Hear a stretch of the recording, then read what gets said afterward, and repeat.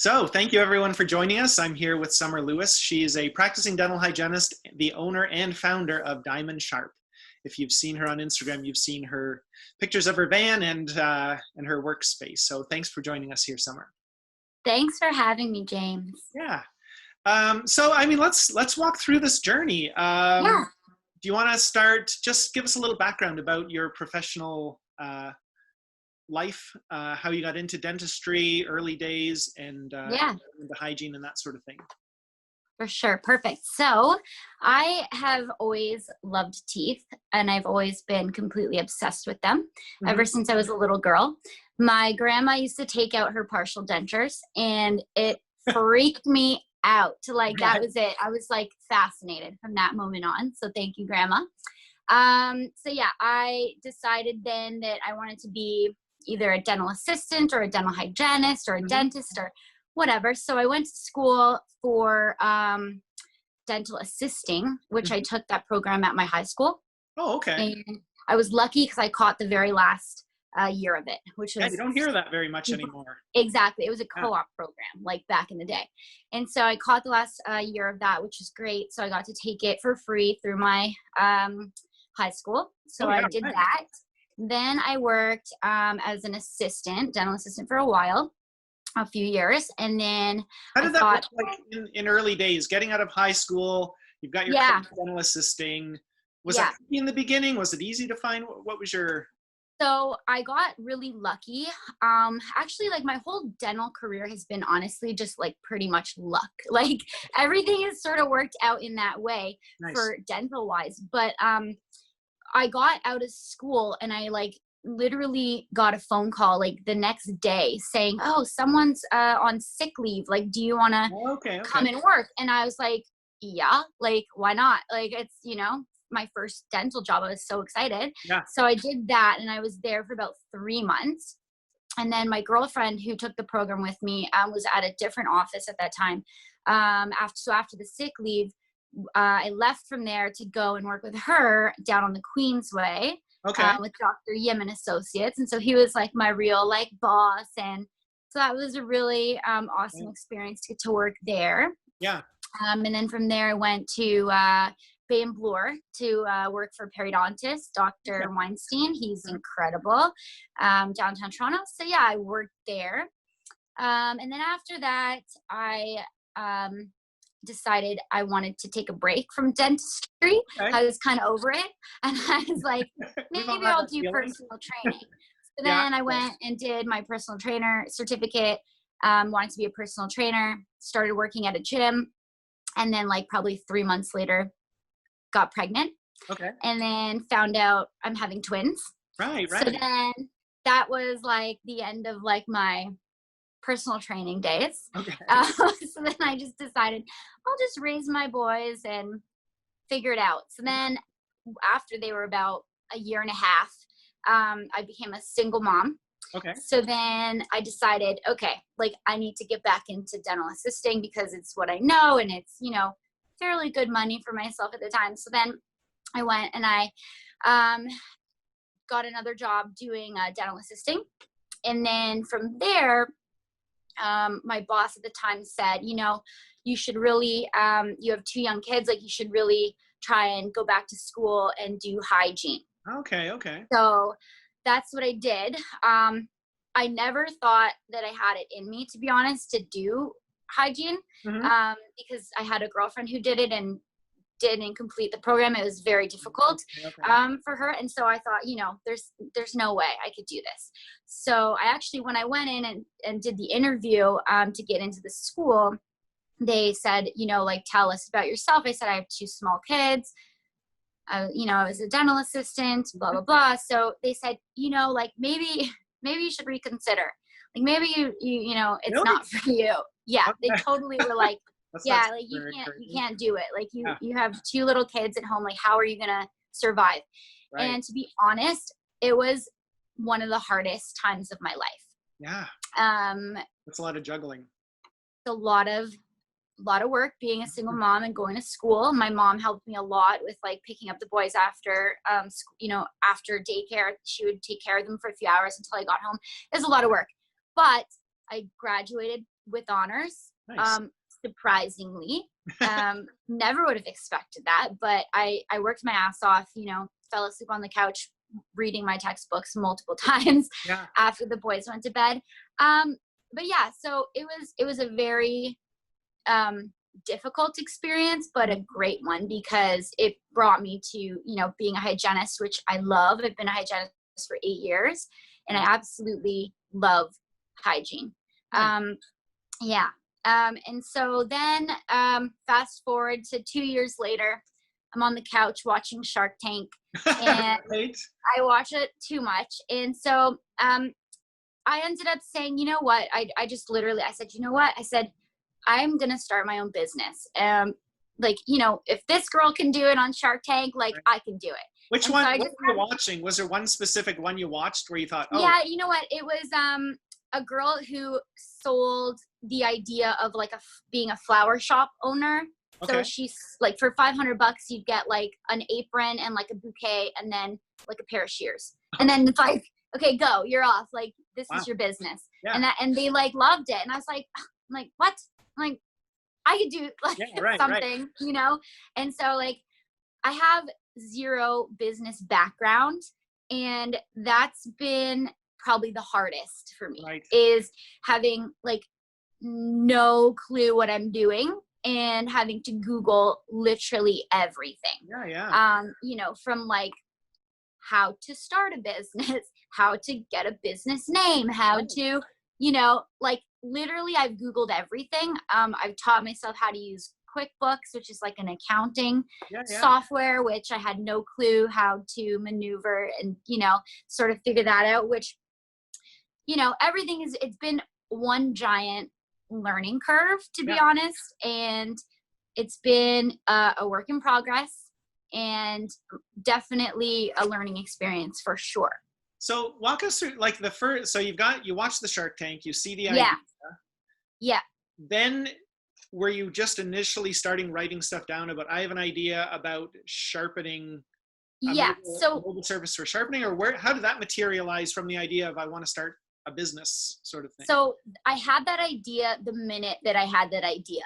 I said, I'm starting my business and it's going to be a sharpening business because I hated sharpening my instruments. I didn't have time for it. It was a lot of work to fit it into the day.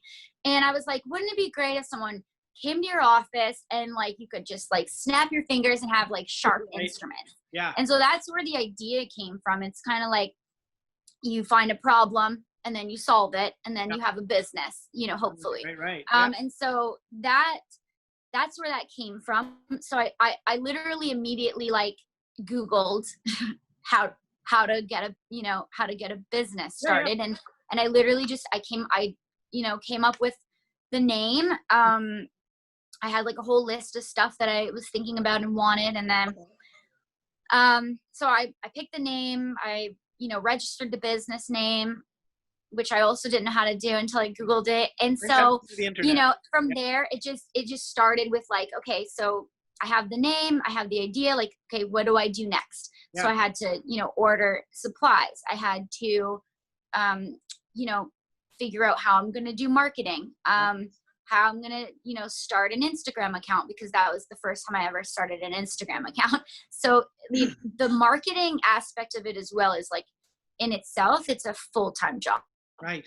As you know, it is, if I could have someone do it full time for me, like I would do that, because it takes a lot of time. Right. To do it for sure. Yeah. But yeah, it's just, one thing after another.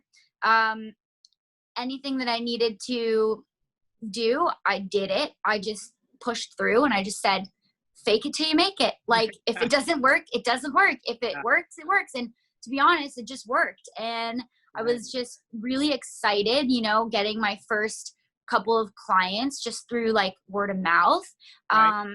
Let me ask you. And then it So in those early days, two questions. One, you've got this beautiful van now. Did you start off just out of your car? And then so who were these first clients and how did you get them and how did it go the first few days with your first few clients kind of thing? Yeah. So the first few clients that I had were friends of friends and people who sort of know me as a hygienist and said, oh, you have this service. That's great. Like come by and sharpen my instruments. Mm-hmm. And I didn't do it from my car. I did it in the office. Okay. Okay. So I would drive there and I would go into the office and then I would get like, put in an extra op, or I would get put at a table and a chair, like anywhere really. All you need is really just a table and a chair to sit at.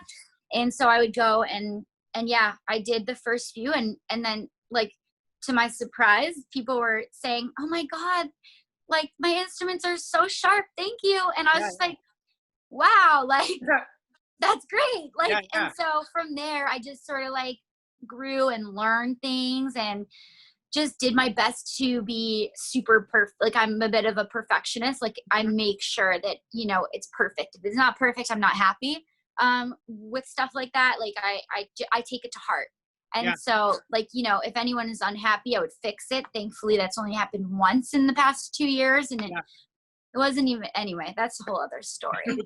But so I started out like that. And then, I got my van, which is great because it's just easy to drive around and sort of have my own space, which is nice. But I do have some girls working with me, and they go out in their areas and they also do what I did in the beginning. They just go into the offices and they sharpen on site. Right. Yeah. I'll tell you, anybody watching, if you haven't seen Summer's van, you should check out her Instagram account because it's a really nice van. It's a nice workspace that you really made there. Yeah. Thank you. Yeah. Now, did you early on, did you identify yourself as someone who's very good at sharpening hygiene instruments? No. Because not everyone is. That's a skill to. No. Yeah. Exactly. Yeah. So I actually practiced and practiced and practiced. I was not great at sharpening. And so I practiced. I sort of tweaked things to help me to be able to do it more efficiently. Yeah. And to be able to sharpen in a way that makes more sense. To be honest, we sharpen by hand. So we use a hand stone. We don't use machines. We sharpen all by hand. Okay. And so that was, definitely something that I wanted to keep. That was important to me. I didn't want to use a machine and just sort of cop out and say, oh, this is easier. I'm just going to use a machine and, blah, blah, blah. Like, no. I had to do it all by hand and make sure everything's perfect. So, so it was really just practice. Yeah, nice. Yeah. Now, what's an example? Is there something early on that you ran into, like some kind of surprise or a difficulty or a challenge or a potential obstacle that was, whenever you're starting a business, there's probably 100 opportunities to say, this thing happened. I'm just going to pack it in and not keep going. I'm done. I give up. Yeah. Were there, totally. what's a kind of a potential that could have been a give up moment for you where you thought, nope, I'm going to keep going. I got to make this work kind of thing. Probably every step of the way. Okay. One main thing though, is I had someone call me, like a stranger out of the blue and say, by the way, your logo is like I can't remember what he called it. It's like a something online where anyone could use that logo. It was my very first logo. I've since changed it, thank God. But he had called me and said, anyone can use this logo and like you should really change it. And I thought like, because I had already gotten like a lot of print done, and spent a lot of money and advertising and stuff, and I thought, oh no, like no one's gonna like be able to recognize me now because I've already put this other logo out there. But that honestly wasn't the case. It felt like it was like the end of the world, and I was like so mad about it. But then when I really thought about it, I was like, you know what, like if I use that logo and I get any further down the line, like then it could create even more issues. And so I just decided, okay, like I gotta just spend the money, create, my own logo that is designed specifically for me that no one else can copy. And so that's what I did. And I love it. I love it even more, to be honest. Nice. Yeah. Yeah. So where are you now? I mean, what's the current state of, what have you grown to? What's your current kind of area? And I mean, you don't have to get into big specifics, but uh, what sort of area? And you've got a couple people who are also working with you, kind of thing. What's your current kind of scale right now? Right. So right now we service all of Canada and all of the US via our mail-in service. Right. So really, if you're in the US, I have a lot of US customers that send us their instruments. Yeah. One was as far away as the very west coast of Vancouver. Oh, It okay. was even further than Vancouver Island, a little tiny island. Right. So that was really like exciting to get that package. Yeah. So that's the furthest that we've sort of in. But yeah, anywhere in the US, anywhere in Canada via mail-in. And then our area for the same day on-site service is really anywhere in more of the GTA and just outside of the GTA. So we're as far west as London and Sarnia, and as far east as just past Bowmanville. Oh, okay. Yeah. And then north, we're up to past Barrie, up to Wasaga Beach area. Right. And yeah, and then all of Toronto and the Mississauga, Brampton, everywhere GTA area. Yeah. So right now, it's myself, and we have 11 girls now working with us, which is 11. Yeah, which is super exciting. Yeah. And there's going to be some expansion across Canada with the same day service as well. Right. So hopefully we'll be into Vancouver and out west, just straight across Canada, and then hopefully into the US as well, and in a bunch of different cities there. Yeah. Now the mail-in for areas where you're not doing the same day, what kind of turnaround, like how does that work? Yeah. So we're a bit special in that we don't take weeks or days to get your instruments returned. We are still able to turn around time in a day, plus shipping. Yeah. Nice. Yeah. So it's pretty exciting. Yeah. And then, so then your sort of your vision and your plan is really across North America, having not only just the mail-in service, but also the same day mobile service in the major centers kind of thing. Exactly. Yeah. Because what I'm really excited for is really giving other hygienists the opportunity to join our team, and then either do part-time hygiene, part-time Diamond Sharp, or maybe if they are full-time but like they want to add on an extra day of work, they can sort of like pick up some sharpening jobs here and there and sort of supplement their income. I'm really excited for that because I see a really sort of change in dentistry recently, just due to all the changes, and I see a lot of girls wanting out and not wanting to do hygiene anymore. And so I've seen a lot of that recently, and so I'm excited to sort of give them another opportunity to sort of be able to supplement their income. So maybe they want to do like part-time temping with you and then part-time Diamond Sharp hours. Yeah, right. Nice. Now, the other thing I wanted, if we can talk about this for a minute or two, knowing that you and the 11 people that you have working with you are going around to all these different offices, and this perspective of all these different locations, and everybody's kind of coming out of the coronavirus thing, and offices are reopening. Yeah. Do you mind telling everyone, like, what are some things you're seeing? I mean, when you go into an office, what are some things you're hearing about how the reopening is going? What are some common, maybe some pain points that people might be saying? What are the different efforts that offices might be making to change their infrastructure in terms of like the reception guards and things like, I don't know, what are you seeing out there when you're going in every day to all these different offices? Yeah. So I have to say, I am actually really impressed by how quickly a lot of the dentists have been able to get all the supplies and the extra guards and the extra HEPA filters. Like, Right. they've really, like, as soon as those guidelines came out, it's like everyone ran to the phone or the internet to like order stuff. And so they are doing a really great job at keeping everyone safe, which is incredible.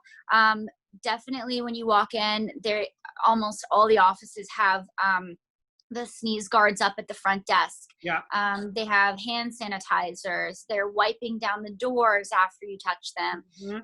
Everyone's wearing masks. Everyone's wearing gowns. A lot of them have their rooms closed off. A lot of them closed off their rooms and then found out they didn't have to close off their rooms, and they're a little mad about it. But they're all doing a really great job at, you know, doing the best they can with all the guidelines that have come out, and sort of, you know, they're on top of it, which has been great to see. Nice. Yeah. I mean, everyone knows it's been it's difficult for everyone. Everybody's trying to do their best. Dentists are trying to do their best. For sure. And the licensing colleges are doing their best to protect the public and have the regulations. But it's such a moving target as the new information is coming out. For sure. Yeah. It's really tough. Yeah. Now, what about, I mean, when you're talking with, say, hygienists there, how are our hygiene departments? Are you seeing hygiene departments kind of booking back up, things starting to get filled from a hygiene standpoint? Yeah. So I think that there's a lot less of that going on. There's a lot less hygienists back to work right now. I think that if they came out and they changed the guidelines about the N95 masks, I think that you'd see probably a lot more hygienists going back to work. Because they just can't get it. They can't get the masks. So I think that, there are some offices, but for the most part, I think they're sort of hanging out. Everyone's sort of waiting on edge, sort of waiting, you know, for that change to happen before everyone can get back to work. Right. And I'll tell you, I think a lot about this. My personal perspective is that would be a nice change if it means it still creates a safe environment for patients and a team. So yeah, absolutely. The idea of saying, oh, why can't we get this change so we can get back to work? But what if they're making decisions and those decisions end up not being as safe? So exactly. Can give some credit and some credence to the CDHO regulations, because that's what they care about as well. But at the same time, everybody needs to have their voice to them to kind of express how they're feeling about things, for sure. Yeah. Nice. Anything else you want to chat about before we go? Tell everyone anything else about Diamond Sharp or what you're up to? Yeah. So I'm excited to provide the opportunity for hygienists to be able to supplement their income, if that's something that they want to do and they're looking forward to. I'm definitely looking for some more people across Canada to join the team. So send me your resumes. But yeah, no, I'm good. I mean, Diamond Sharp is doing well. Like, looking forward to getting out there and keeping everybody sharp. Yeah, that's about it. Let's say there was somebody watching or passing this on to a friend. What would that look like? So they would email you, you'd chat with them, interview sort of thing. And I guess there would be a training. Yeah, for sure. So time. So everyone is trained either together in person with social distancing and masks on, or via Zoom or FaceTime. So we are training everyone in the same way of sharpening, and the same sort of making sure everyone has that same vision of like perfection and making sure everyone's doing the same thing across the board. But yeah, just email me, or, you know, anyone can send me questions too. Yeah. And this would be anyone at this point. You're kind of looking for people across Canada and soon into the US, I guess. Yeah, exactly. Oh, nice. All right. Yeah. Well, thank you for joining us, and thank you for having me. Yeah, I appreciate it, Summer. It was a great chat. And Diamond Sharp. Check out Summer's Instagram account. It's really great. And do you have a website too? I do. It is www.diamondsharp.ca, and my Instagram is diamond.sharp. Okay, perfect. And when we post this, we'll put the links in there as well. And all right. Well, another great chat. Thanks very much, Summer. Thanks, James. Okay. See ya. Okay. Talk to you Bye, soon. guys. Okay. Bye.